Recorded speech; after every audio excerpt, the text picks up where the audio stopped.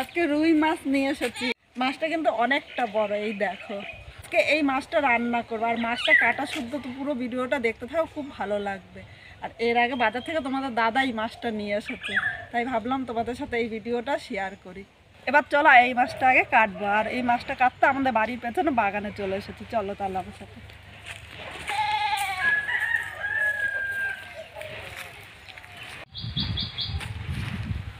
মাছটা দেখো একদম লাল আঁশগুলো, পাকা রুই, লাল আঁশগুলো।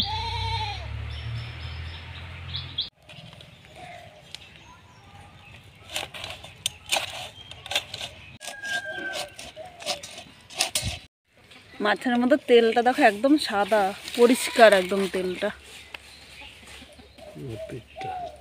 বন্ধুরা, মাছটা কাটতে কাটতে তোমাদের সাথে এই বাগানটা একটু দেখাচ্ছে ঘুরিয়ে। দেখো বাগানটা কি সুন্দর দেখতে,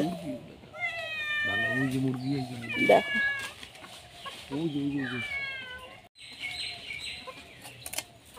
খুব সুন্দর কিন্তু পিছনের পরিবেশটা।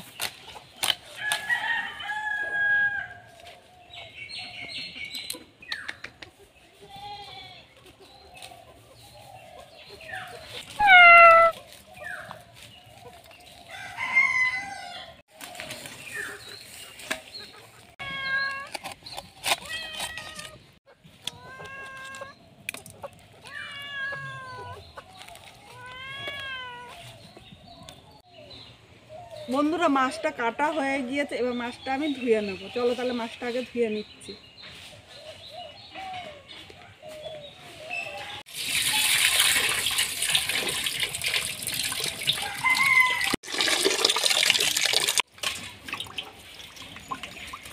চলো রান্না করা যায়, আর কিভাবে রান্না করবো পুরো ভিডিওটাই কিন্তু দেখতে হবে।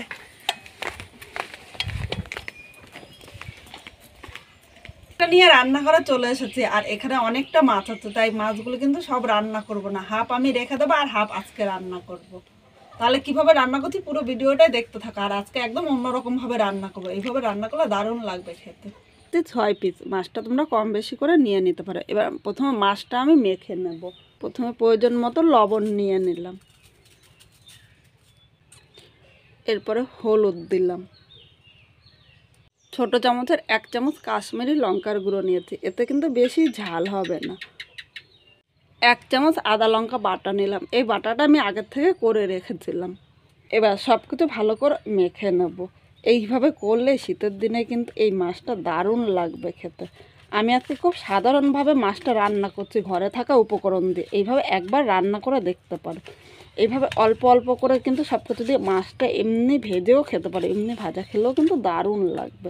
সমস্ত মশলা মাছের সাথে ভালো করে মাখিয়ে নিয়েছি। এবার এইভাবে 10 মিনিট রেখে দেবো, তাহলে মশলাগুলো কিন্তু মাছের মধ্যে ভালো করে ঢুকে যাবে। এদিকে কড়াইটা বসিয়ে দিয়েছি। প্রথমে কড়াইটা ভালো করে গরম করে নিয়েছি, এরপর আমি সর্ষের তেলটা দিয়েছি। আর এইভাবে কড়াইটা ভালো করে গরম করে সর্ষের তেলটা নিলে কিন্তু তাহলে মাছ ভাজার সময় মাছটা নিচে দিয়ে লেগে যাবে না। তেলটা এখানে ভালো করে গরম করে নিয়েছি। এবার এর মধ্যে একে একে আমি মাছগুলো নিয়ে নিলাম। এখানে আমি 4 পিস মাছ নিয়েছি, সব মাছ একসাথে ভাজবো না। এবারে 4 পিস নিয়েছি, এরপর আবার কিন্তু বাকি মাছগুলো ভাজবো। আর মিডিয়াম টু লো আগুনে মাছটা হালকা লাল করে ভেজে নেব। যেহেতু মাছটা জ্যান্ত রয়েছে, তাই খুব কড়া ভাজলে এই মাছ খেতে কিন্তু ততটা ভালো লাগবে না। 1 পিঠ হালকা লাল করে ভেজে নিয়েছে, এবার উল্টিয়ে নিলাম। দেখো, এর থেকে বেশি কিন্তু ভাজলে মাছটা খেতে ভালো লাগবে না। আর এখানে মশলা মাখানো রয়েছে, আর এইভাবে ভাজা খেতেও কিন্তু দারুণ লাগবে। এবার একইভাবে এই পিঠগুলো হালকা লাল করে ভেজে নেব।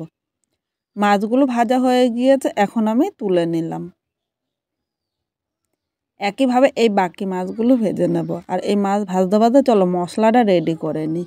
মিক্সচারের বাটি নিয়েছি, আজকে মশলাটা মিক্সচারের বাটিতে করবো। এখানে বড় সাইজের একটা টমেটো নিয়েছি, 4 কোয়া আদা, 5টা বড় রসুনের কোয়া নিয়েছি। আর ছোট ছোট রসুন নিলে আর 2টো রসুন বেশি নিয়ে নেবে। বড় পেঁয়াজের হাফ পেঁয়াজ কুচি নিয়েছি, এর থেকে বেশি কিন্তু পেঁয়াজ নেব না। এবার শীতে সেই স্পেশাল রান্নাটা দেখো, এখানে ধনেপাতা নিয়েছি, আর ডাঁট শুদ্ধ ধনেপাতাটা নিতে হবে। আমরা তো অনেকে অনেক রকমভাবে মাছ রান্না করেছি, একবার এইভাবে রান্না করে দেবে, খেতে কিন্তু দুর্দান্ত লাগবে।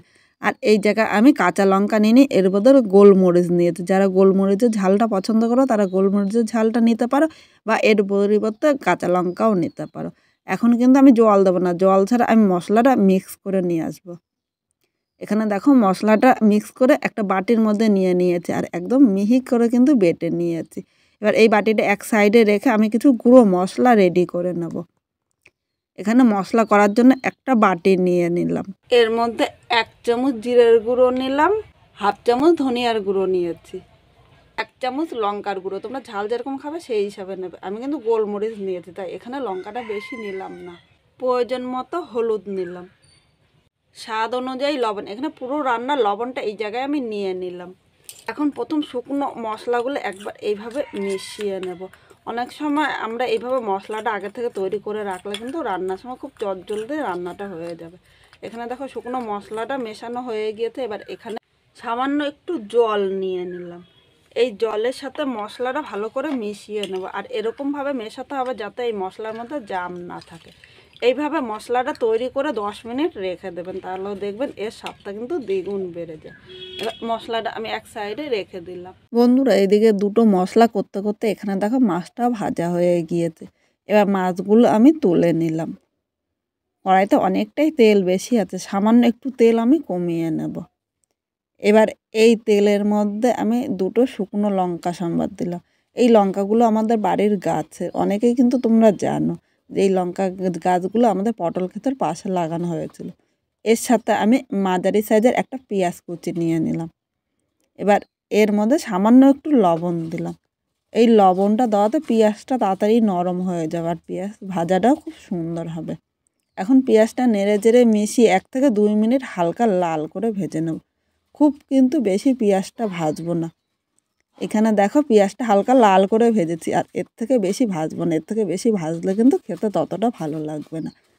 এবার এখানে যে মশলাটা আমি প্রথমে করে রেখেছিলাম, মানে আদা, লঙ্কা, তারপরে ধনেপাতা, পেঁয়াজ, এই মশলাটা আমি নিয়ে নিলাম। বাটির গায়ে অল্প মশলা লেগে আছে, তাই বাটিটা ধুয়ে সামান্য একটু জল নিলাম। খুব বেশি কিন্তু জল নেব না। এবার মশলাগুলো নেড়ে চেড়ে মিশিয়ে নেবো আর মিডিয়াম টু হাই আগুনে মশলাটা 2 মিনিট কষাবো। খুব বেশি কিন্তু কষাবো না। এখানে ধনেপাতার কালারটা ঠিক রেখে মাছের ঝোলটা রান্না করব।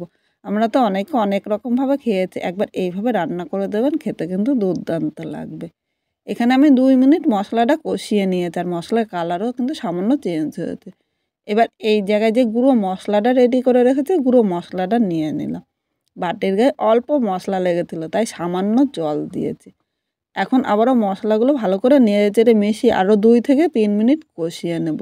যতক্ষণ না মশলা কাঁচা গন্ধটা চলে যাচ্ছে ততক্ষণও কিন্তু ভালো করে কষাতে হবে, কারণ মশলার কষানো যত সুন্দর হবে এই মাছের ঝোলটা খেতে কিন্তু ততটাই ভালো লাগবে।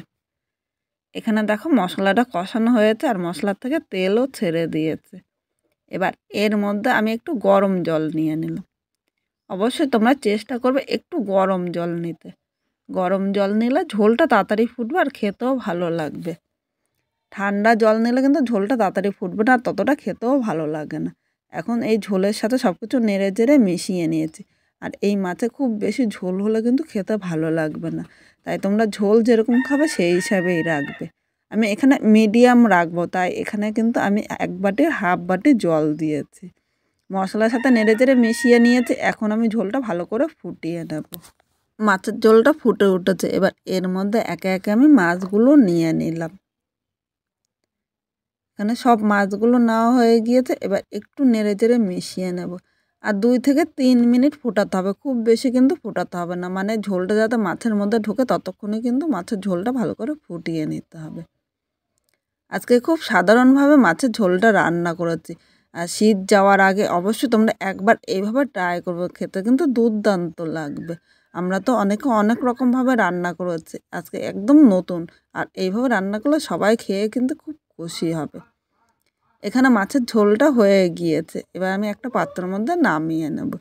আজকে খুব সাধারণভাবে ঘরে থাকা উপকরণ দিয়ে এই মাছের ঝোলটা রান্না করলাম। এইভাবে করলে গরম ভাত নিমিষেই খেয়ে নেবে। আর যারা খাবে তারা কিন্তু বারবার বলবে এইভাবে খাওয়ার জন্য। আজকে আমার এই রেসিপিটা তোমাদের ভালো লাগলে একটা লাইক, শেয়ার ও কমেন্ট করো। সাবস্ক্রাইব করে পাশে থেকো, যাতে নতুন নতুন ভিডিও আপলোড করলে সবার আগে নোটিফিকেশন আপনার কাছে পৌঁছিয়ে যায়। পুরো ভিডিওটা দেখার জন্য তোমাদের অসংখ্য ধন্যবাদ। তোমরা কোথা থেকে দেখছো অবশ্যই সেই জায়গাটির নাম বলো।